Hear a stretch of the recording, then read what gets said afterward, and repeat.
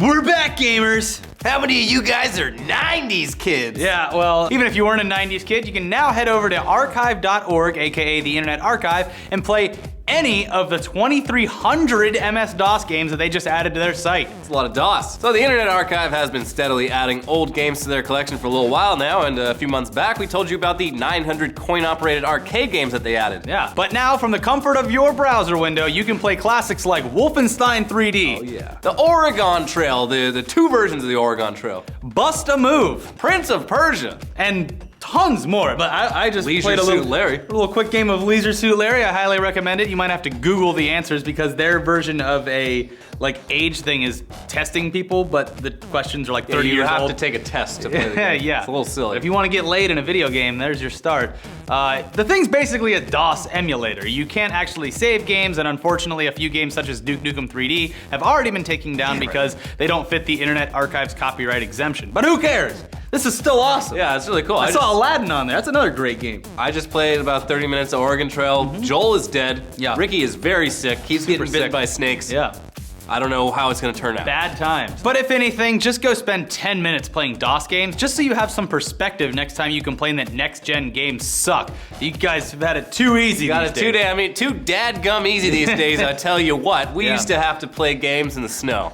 Speaking of things that were harder before, have you been forced to buy your drugs from some guy down the street ever since Silk Road was shut down by the feds? Gosh darn it. Well, good news.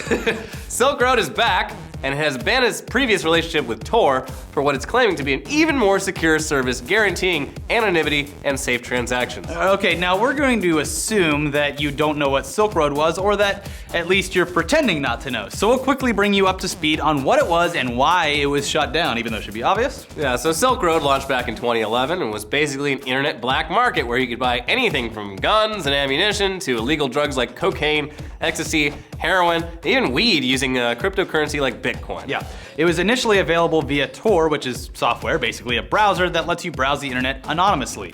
It hides your identity and the location you're browsing from by directing traffic through a large network of thousands of relays. Now, Tor stands for the onion router, so think of it as layers and layers of protection, much like the inside of an onion. Not like onion. Protecting that juicy center inside the onion. Delicious. Yeah. So in 2013, the FBI shut down the website and arrested a man named Ross Ulbricht, who, based on the reports, seems like a real nice guy. Yeah. He tried to have a man killed. I've always said that the Silk Road story would make an incredible crime drama, Yeah, and I'm just sure some it's already dude being written. But that didn't stop clones from popping up and then getting promptly shut down themselves. Silk Road 2.0 was basically the same site with previous administrators running it. But this past November, the FBI arrested the alleged owner of that new version, Blake Benthal. Well, it's 2015 now, and there doesn't seem to be anyone who can stop or slow down these internet black markets from popping up. This newest iteration of Silk Road Reloaded can only be found on a service called I2P, which is essentially similar but much less popular and features some heightened security efforts. Yeah, aside from accessing it differently, it offers a lot of the same services such as buying drugs, buying fake IDs, and buying counterfeit money. But absent are the weapons and stolen credit card information that its predecessors allowed. Which Oh, well, they've got standards. nice, yeah. They have a little moral compass going on somewhere in Still there. get counterfeit money. Yeah. Okay. Well, so who knows how long this latest version will stay online before the FBI figures out a way to take it down. I'm gonna guess not long. But one thing is for sure, places like Silk Road will most likely never stop popping up and will continue to figure out ways to subvert the detection of law enforcement for as long as they can. Yeah, so there you go. So if you're gonna buy your drugs, buy them now. Not later. Not later. Don't wait for the FBI. There was a site that actually tested and saw if it worked, and they ordered pot off of it, and they got it. They had to like destroy it on camera to prove that they weren't using it, but it I hope completely they're in worked. jail behind bars now. They're fine. They broke the law. But let's move on. The prevalence of drones has been growing as every year passes, and now the next step in drone photography has been taken thanks to a deal between CNN and the FAA. Yesterday, CNN announced in a press release that the Cooperative Research and Development Agreement will allow them to advance efforts to integrate unmanned aerial vehicles, aka UAVs, into news gathering and reporting. Putting every helicopter pilot out of business. Yeah. Just punching through a hat right now. FAA Administrator Michael Huerta acknowledged that unmanned drones offer news organizations huge opportunities at news reporting, and the FAA hopes that the agreement will safely integrate unmanned news gathering technology and operating procedures into the national airspace system. Yeah, of course, news organizations have been drooling over the thought of using drones for news gathering purposes, but it's completely illegal under FAA regulation, like currently illegal, yeah, under FAA regulations. Although it's not completely impossible, considering there have been filmmakers who've received permits to shoot using drones on closed sets. Yeah, this is an enormously growing technology, and this agreement would definitely change the dynamic of news gathering and reporting forever, obviously. Just imagine sending drones to get close-up shots and aerial views of any big event or natural disaster that takes place. It's gonna be shocking and haunting, the images that we'll get. Well, it's definitely much safer than sending a bunch of reporters to the scene when there are shots being fired. Keep putting Anderson Cooper in sticky situations. No. That's the only reason I watch that silver fox. I want him to stay alive. And the perspective from drones cameras could change the way viewers actually see the events unfolding. So this is just the beginning to a long and ever-growing life for the use of drone technology, and hopefully news organizations will be able to use this very soon.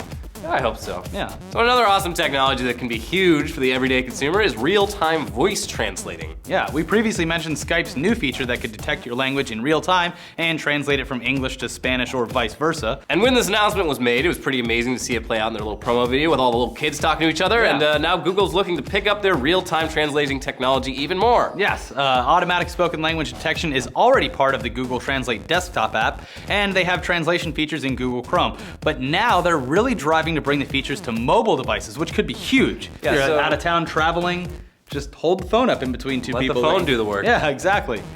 Save me, technology. Technology, take the wheel. According to the New York Times, Google is planning to further develop their Translate mobile app. The Translate app can already translate speech, but an upcoming Android update will automatically detect if someone is speaking one of a few common languages and then turn their speech into text. You know, obviously, as this continues to grow and take on more than just the most common languages, it'll change the way everyone in the world communicates and completely bridge the language barrier in real time. It's gonna be great. Yeah, this can obviously benefit people and businesses in countless ways, but it could also be an excuse for people to just not bother learning other languages because you won't need to anymore when you have your phone. Yeah, not that that's a problem for us, because Americans don't learn other languages. Exactly, we're like the only country in the world that doesn't learn two languages when they go to school. We got some good news for people who pay for broadband internet, but for whatever reason aren't seeing speeds as high or higher than 25 megabits per second, because the chairman of the FCC, Tom Wheeler, is proposing to raise the definition of broadband from 4 megabits per second, which it's been at for years, to 25 megabits per second. So major players in the internet services game like AT&T and Verizon got pretty upset last time that this was proposed. That time it was to just change it to 10 megabits per second. And they stated that consumer behavior strongly reinforces the conclusion that a 10 megabits per second service exceeds what many Americans need today. That is bullshit. Yeah, fuck you, AT&T and That is a Verizon. lie. God, You're lying. Jerks. We're all for getting this on the books so that the rest of the country can have the infrastructure in place to enable legitimate broadband connections. We just hope that companies like AT&T and Verizon don't raise everyone's bills alongside it. Oh, you know they will. What? Don't fucking do it. They'll find a way to You're supposed to be spin doing this. this anyway. Well, now we got real broadband. Take that. But yeah, they were saying the reason that they were saying that it's, shown that most consumers don't need more is because streaming video as it stands now takes up anywhere between like 2 and 5 megabits per second to do without, buffering and stuff like that. And that's what most people are using it for now. But when you get HD thrown into the mix, like this video being available in 1080p, if you want to watch it like that, it's gonna take up a lot more. And now that 4K is moving into stuff like that, it's just crazy. And a lot of people, they use Netflix, Amazon Instant, and Hulu Plus and stuff like that. And I think it's kind of in these companies' best interest for you to not be streaming those programs. So I think that's why they try to keep it at such a low par. So I don't know. Well, they need to step into 2015. Yeah, listen step to into Tom the 21st Wheeler. century. Come on. But what do you guys think? Are you gonna go play some MS-DOS games and pick something out on the list and tell us to play it? I'm just gonna be hooked on Aladdin all night tonight. I'll be doing some Prince of Persia. I used to love the shit out of the game. Once you're off the Silk Road, surfing the Silk Road? Yeah. All right. See you guys next time. Bye.